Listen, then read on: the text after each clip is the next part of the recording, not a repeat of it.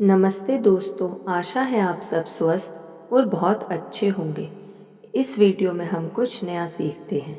उस अद्भुत मशीन के बारे में सीखें जिसे हम मानव मस्तिष्क कहते हैं। यह आपकी शक्ति का सच्चा स्रोत है। अगर आप आर्थिक चिंताओं और अभाव से मुक्त होना चाहते हैं तो यह आपके इसी अद्भुत मस्तिष्क की बदौलत होगा। अपनी कम उम्र में ही बहुत कम समय में लोगों को असफलता से सफलता तक पहुंचते देखा होगा, जो चंद घंटों से लेकर चंद महीनों की अवधि में हो गया। आप अपने हाथों में जो देख रहे हैं कि इंसान अपनी आर्थिक तकदीर को नियंत्रित कर सकता है, क्योंकि यह सफलता 15 वर्ष की असफलता पर टिकी हुई है। आप भी अपने अतीत की असफलता को सफलता में बदल सकते हैं, लेकिन इसके लिए आपको व्यवहारिक मनोविज्ञान के सिद्धांतों को समझना होगा और समझदारी से उनका इस्तेमाल करना होगा। आप जिंदगी में जहाँ भी पहुँचना चाहते हैं पहुँच सकते हैं। जब आप इस सिद्धांत में माहिर हो जाते हैं तो आप तुरंत खुशी पा सकते हैं और आर्थिक सफलता भी उतनी ही तेजी से पा सकते हैं जितनी तेजी से आप अर्थशास्त्र की स्थापित परंपराओं और सिद्धांतों का पालन करते हैं। मानव मन के बारे में इस तरह सोचना कोई रहस्यमय चीज नहीं है, क्योंकि यह भौतिक और आर्थिक नियमों व सिद्धांतों के सामंजस्य में काम करती है।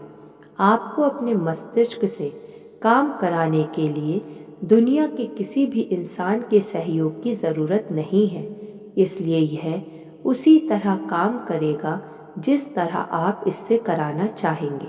आपका मस्तिष्क एक ऐसी चीज है जिसे आप नियंत्रित करते हैं, चाहे जीवन में आपका ओहदा जो भी हो, लेकिन तभी जब आप इस अधिकार का इस्तेमाल करते हों और आपने यह अधिकार दूसरों को थमा ना दिया हो।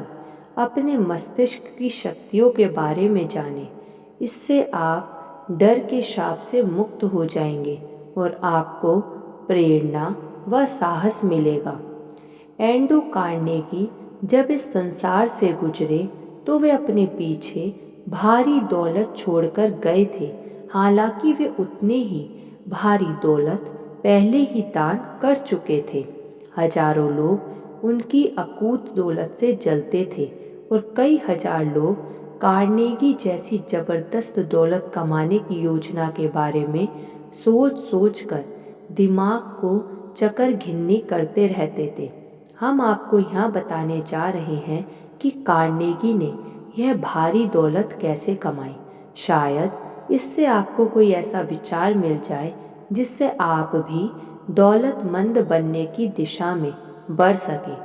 पहली बात यह याद रखें कि कार्नेगी में आम आदमी से ज़्यादा योग्यता नहीं थी। वे जीनियस नहीं थे और उन्होंने ऐसा कुछ भी नहीं किया जो कोई दूसरा नहीं कर सकता। कार्नेगी ने दूसरे लोगों के मस्तिष्कों को चुनकर समूहबद्ध करके और उनका प्रबंधन करके यह दौलत कमाई थी। जीवन में जल्दी ही उन्हें यह एहसास हो गया कि स्टील कारोबार में एक इंसान की योग्यता से काम नहीं चलेगा। उन्हें यह भी एहसास हो गया कि ज़्यादातर उद्योगों और कारोबारों में कम से कम दो प्रकार के लोगों की ज़रूरत होती है, एक रखवाला और दूसरा मालिक। कार्नेगी ने मन चाहे लोगों को चुना, उन्हें संगठित किया, उन्हें दिशा दिखाई, उन्हें सबसे ज़्यादा सेवा करने के लिए प्रोत्साहित व प्रेरित किया। उन्होंने उन्हें आपस में और कार्नेगी से सहयोग करने के लिए भी प्रेरित किया। दूसरे लोगों के मस्तिष्क का इस्तेमाल किए बिना कोई भी कार्नेगी जितनी दौलत नहीं कमा सकता। दूसरे मस्तिष्कों के सहयोग के बिना एक अकेला मस्तिष्क जितना उत्पन्न कर सकता है, संग्रह कर सकता है, स्वामी बन सकता है, वह तुलनात्मक रूप से थोड़ा होता है। लेकिन जब कोई मस्तिष्क दूसरे उच्च संगठित मस्तिष्कों के सामंजस्य में काम करता है तो वह जितना संग्रह और नियंत्रित कर सकता है वह व्यावहारिक दृष्टि से असीमित होता है। अगर आप दौलतमंद बनना चाहते हैं तो यह सीखें कि ऐसी मानसिक क्षमता वाले लोगों को आकर्षित कैसे किया जाए जो आपके पास नहीं है। अगर आप मालिक किस्म के हैं तो ऐसे सहयोगी चुनें जिनमें से कुछ रखवाले किस्म के हों। एक अच्छी तरह मिश्रित साझेदारी या संगठन की सफलता के लिए इसमें ऐसे सभी प्रकार के लोग होने चाहिए जिनमें सफलता के लिए अनिवार्य सभी अपेक्षित गुण हों। कुछ लोग दौलत कमा तो लेते हैं लेकिन उसे सुरक्षित नहीं रख सकते। बाकी लोग सुरक्षित तो रख सकते हैं लेकिन कमा नहीं सकते। दोनों प्रकार के लोग सामंजस्य में काम करते हुए कमा भी सकते हैं और सुरक्षित भी रख सकते हैं।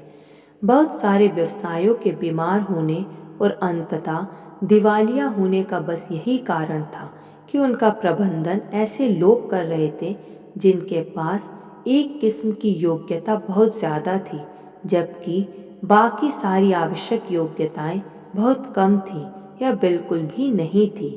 सफल कारोबार के लिए सिर्फ पूंजी की ही ज़रूरत नहीं होती, इसके लिए अच्छी तरह संतुलित मस्तिष्क की भी चाहिए होते हैं जो रखवाले और मालिक किस्म के लोगों के मिश्रण और विविध रंगों से बने हों।